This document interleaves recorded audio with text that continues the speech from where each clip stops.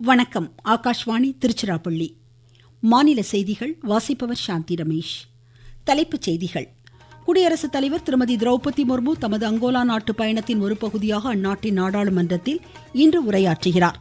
கூட்டுறவுத்துறையை வலுப்படுத்தி ஏழை எளிய மக்களின் வாழ்வாதாரத்தை மேம்படுத்துவதே மத்திய அரசின் நோக்கம் என்று மத்திய கூட்டுறவு அமைச்சர் திரு அமித்ஷா தெரிவித்துள்ளார். மழைநீரை சேகரித்து கிராமப்புற வாழ்வாதாரத்தை வலுப்படுத்துவதன் அவசியத்தை மத்திய அமைச்சர் டாக்டர் பெம்மசானி சந்திரசேகர் வலியுறுத்தியுள்ளார்.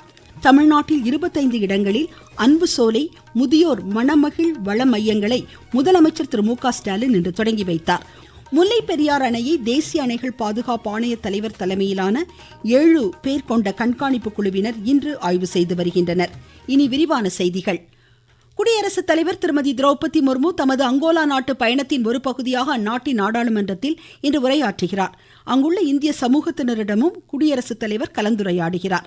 உலகின் மிகப்பெரிய ஜனநாயக நாடாக திகழும் இந்தியா அங்கோலாவுடனான ஒத்துழைப்பை மேம்படுத்துவதற்கான நடைமுறைகளை ஆவலுடன் எதிர்நோக்கி இருப்பதாகவும் இந்திய வம்சாவளியினரை சந்தித்து பேசவும் ஆவலுடன் இருப்பதாகவும் குடியரசுத் தலைவர் குறிப்பிட்டுள்ளார். அங்கோலா நாட்டின் 39வது சுதந்திர தின கொண்டாட்டங்களில் அவர் பங்கேற்கிறார். இப்பயணத்தின் 2வது கட்டமாக குடியரசுத் தலைவர் நாளை போட்ஸ்வானா நாட்டிற்கு புறப்படுகிறார்.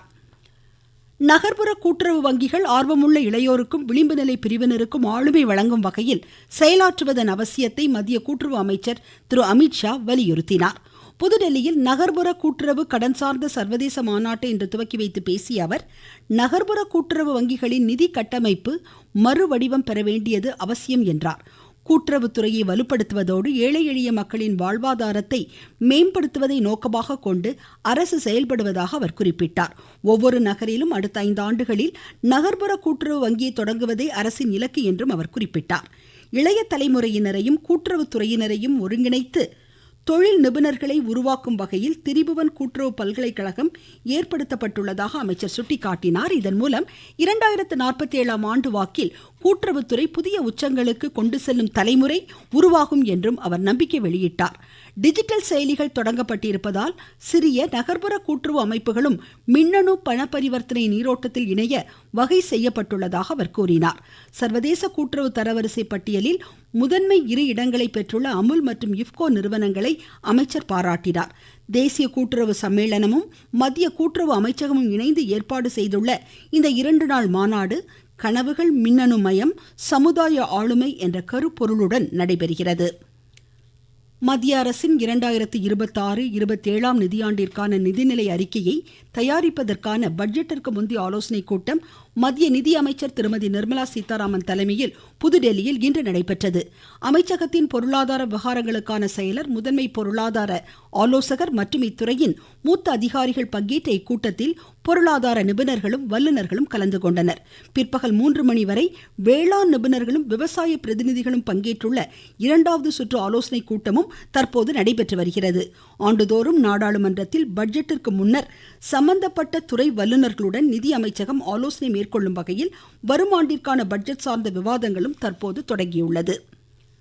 மழைநீரை சேகரித்து கிராமப்புற வாழ்வாதாரத்தை வலுப்படுத்த மத்திய தொலைத்தொடர்பு மற்றும் ஊரக மேம்பாட்டுத்துறை இணையமைச்சர் டாக்டர் பெம்மசானி சந்திரசேகர் வலியுறுத்தியுள்ளார். ஆந்திர மாநிலம் குண்டூரில் நீர்நிலைகள் தொடர்பான தேசிய மாநாட்டில் இன்று உரையாற்றிய அவர், பிரதமர் திரு நரேந்திர மோடி தலைமையில் பல்வேறு நலத்திட்டங்களும் மேம்பாட்டு பணிகளும் நாட்டில் முனைப்புடன் மேற்கொள்ளப்படுவதாக குறிப்பிட்டார். நீர் பாதுகாப்பு தேசிய பாதுகாப்போடு தொடர்புடையது என்று எடுத்துரைத்த அவர், நீரை பாதுகாத்து அது சார்ந்த உற்பத்தி அதிகரிக்கும் வகையில் நீர்நிலை திட்டங்களை அரசு ஊக்குவித்து வருவதாக குறிப்பிட்டார். நீரை முறையாக பயன்படுத்தினால் அது சார்ந்த உற்பத்தி 6 மடங்கு அதிகரிக்கும் என்றும், இதனால் விவசாயிகள் ஆண்டொன்றுக்கு 3 வகை பயிர்களை சாகுபடி செய்ய முடியும் என்றும் சுட்டிக்காட்டினார். பீகார் மாநிலத்தில் 122 சட்டப்பேரவை தொகுதிகளுக்கு நாளை நடைபெறும் 2வது கட்ட தேர்தலுக்கான அனைத்து ஏற்பாடுகளும் தயார் நிலையில் உள்ளன. இத்தேர்தலில் 1302 வேட்பாளர்களின் வெற்றியை 3,70,00,000 வாக்காளர்கள் நிர்ணயிக்க உள்ளனர். 2 கட்ட தேர்தலில் பதிவான வாக்குகள் வரும் 14ஆம் தேதி எண்ணப்பட்டு அன்றைய தினமே முடிவுகள் அறிவிக்கப்படும். நீங்கள் கேட்டுக்கொண்டிருப்பது ஆகாஷ்வாணியின் மாநில செய்தி அறிக்கை. நாட்டு மக்களுக்கான வரலாற்று சிறப்புமிக்க மோடி அரசின் தீபாவளி பரிசு சரக்கு மற்றும் சேவை வரி குறைப்பு. மருத்துவம் மற்றும் ஆயுள் காப்பீட்டிற்கான வரி முழுமையாக ரத்து. 36 உயிர்காக்கும் மருந்துகள், அடுத்த தலைமுறைக்கான சீர்திருத்த நடவடிக்கைகளில் மாணாக்கர் பயன்படுத்தும் கல்வி உபகரணங்கள் மீதான வரி ரத்து. வீட்டு உபயோக மின்னணு பொருட்களுக்கு வரி குறைப்பு. பால் பொருட்கள் மீதான வரி 12% 5% குறைப்பு. வேளாண் இயந்திரங்களுக்கான வரியும் 5% குறைப்பு. வளர்ச்சியடைந்த இந்தியாவிற்கான பயணத்தில் நரேந்திர மோடி அரசு தொடரும் சீர்திருத்த நடவடிக்கைகள். தமிழ்நாட்டில் செயல்படுத்தப்படும் காலை உணவு திட்டத்தை உலக நாடுகளும் பின்பற்றுவதாக முதலமைச்சர் திரு மு.க. ஸ்டாலின் பெருமிதம் தெரிவித்துள்ளார். புதுக்கோட்டையில் 767 கோடி ரூபாய் திட்டப்பணிகளுக்கு இன்று அடிக்கல் நாட்டியதோடு முடிவடைந்த பணிகளை துவக்கி வைத்து பேசிய அவர், தகுதியுள்ள அனைவருக்கும் மகளிர் உரிமை தொகை வழங்கப்படும் என்று உறுதியளித்தார். புதுக்கோட்டை கீரமங்கலம் பகுதியில் விவசாயிகளின் நலன் கருதி காய்கறிகள், பழங்களை பாதுகாக்க 1,60,00,000 ரூபாய் மதிப்பீட்டில் குளிர்பதன கிடங்கு அமைக்கப்படும் உள்ளிட்ட 6 அறிவிப்புகளை முதலமைச்சர் இன்று வெளியிட்டார். ஆவடியார் கோயில் ஊராட்சி ஒன்றியத்தில் இருக்கக்கூடிய விளானூர் ஊராட்சி மற்றும் திருவலங்கூர் ஊராட்சி ஒன்றியத்தில் உள்ள வடகாடு ஊராட்சியில 10 கோடி ரூபாய் மதிப்பீட்டில் உயர்மட்ட பாலங்கள் அமைக்கப்படும். புதுக்கோட்டை மாவட்ட இளைஞர்களுக்கு ஐடி துறையில வேலை வாய்ப்புகள் அளிக்க நியோ டைடல் பார்க் அமைக்கப்படும். கந்தராக்கோட்டை ஊராட்சி பேரூராட்சியாக தரம் உயர்த்தப்படும். பொன்னமராவதி பேரூராட்சி நகராட்சியாக தரம் உயர்த்தப்படும். இந்நிகழ்ச்சியில் 43,000க்கும் மேற்பட்ட பயனாளிகளுக்கு நலத்திட்ட உதவிகளை வழங்கினார். தொடர்ந்து திருச்சி, திருவெரும்பூர் தொகுதிக்குட்பட்ட பொன்மலைப்பட்டி பகுதியில் முதியோர் பகல் நேர பராமரிப்பிற்கான அன்பு சோலை திட்டத்தையும் முதலமைச்சர் துவக்கி வைத்தார்.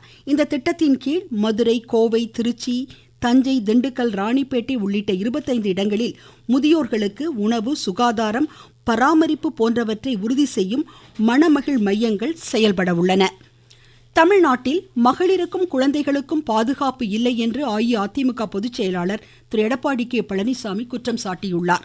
கோவை விமான நிலையத்தில் இன்று செய்தியாளர்களிடம் பேசிய அவர், கோவை பாலியல் வன்கொடுமை சம்பவம் கடும் அதிர்ச்சி அளிப்பதாக குறிப்பிட்டார். மக்களுக்கு பாதுகாப்பு அளிக்க வேண்டிய காவல்துறை அதிகாரிகளே குற்றங்களில் ஈடுபடுவதாக அவர் குறை கூறினார். தமிழ்நாட்டில் சட்டம் ஒழுங்கு கேள்விக்குறியாகி உள்ளதாக கூறிய அவர், போதைப் பொருள் புழக்கத்தாலேயே இத்தகைய சம்பவங்கள் நடைபெறுவதாக சுட்டிக்காட்டினார். வாக்காளர் பட்டியல் சீர்திருத்தங்களை தடுக்க திமுக அரசு முயல்வதாகவும் அவர் குறை கூறினார். எல்லை தாண்டி மீன்பிடித்ததாக தமிழக மீனவர்கள் 14 பேரை இலங்கை கடற்படையினர் இன்று கைது செய்துள்ளனர். மயிலாடுதுறை மாவட்டம் தரங்கம்பாடியிலிருந்து மீன்பிடிக்க சென்ற இம்மீனவர்கள் கோடியக்கரைக்கு தென்கிழக்கே மீன்பிடித்துக் கொண்டிருந்த போது கைது செய்யப்பட்டதாக எமது செய்தியாளர் கூறுகிறார். மயிலாடுதுறை மாவட்டம் பூம்புகார் அருகே வானகிரி மீனவர் கிராமத்தைச் சேர்ந்த 14 மீனவர்கள் கடந்த 8ஆம் தேதி கடலுக்கு மீன்பிடிக்க சென்றனர். அவர்கள் நேற்றிரவு கோடியக்கரைக்கு தென்கிழக்கு கடலில் மீன்பிடித்துக் கொண்டிருந்த பொழுது அங்கு வந்த இலங்கை கடற்படையினர் மீனவர்களை கைது செய்து இலங்கைக்கு அழைத்து சென்றுள்ளனர். மீனவர்கள் கைது செய்யப்பட்ட தகவல் தங்களுக்கு கிடைத்ததாகவும் அடுத்த கட்ட சட்டப்பூர்வமான நடவடிக்கை மேற்கொண்டு வருவதாகவும் மீன்வளத்துறை அதிகாரி தெரிவித்துள்ளனர். மயிலாடுதுறையிலிருந்து மணிகண்டன் குருமூர்த்தி. இதனிடையே கைது செய்துள்ள அனைத்து தமிழக மீனவர்களையும் விடுவிக்க தூதரக நடவடிக்கைகள் மேற்கொள்ளப்பட வேண்டும் என்று முதலமைச்சர் மத்திய அமைச்சர் டாக்டர் எஸ். ஜெய்சங்கருக்கு கடிதம் எழுதியுள்ளார்.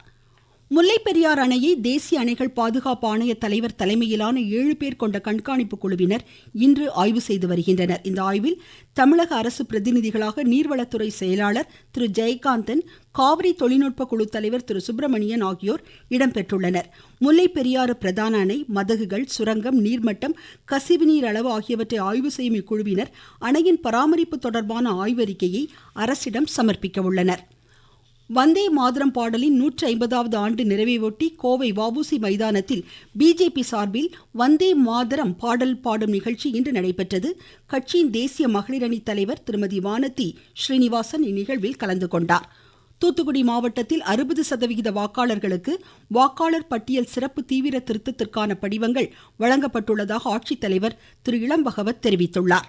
மாவட்டத்தில் இருக்கக்கூடிய 14,90,000 வாக்காளர்களுக்கு கணக்கெடுப்பு படிவங்கள் அச்சடிக்கப்பட்டு இதுவரை 8,91,671 வாக்காளர்களுக்கு வழங்கப்பட்டுள்ளது. இன்னும் ஓரிரு நாட்களில் இந்த பணி முழுமையாக நிறைவடையும். வாக்காளர்களிடமிருந்து அவருடைய விவரங்களை பூர்த்தி செய்து திரும்ப பெறும் பணி வரும் 13ஆம் தேதி தொடங்க இருக்கிறார்கள்.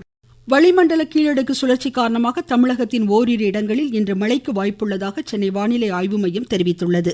நாளை திருநெல்வேலி, தென்காசி, கன்னியாகுமரி மாவட்டங்களில் கனமழை பெய்யக்கூடும் என்றும் இம்மையம் கூறியுள்ளது. மீண்டும் தலைப்புச் செய்திகள்.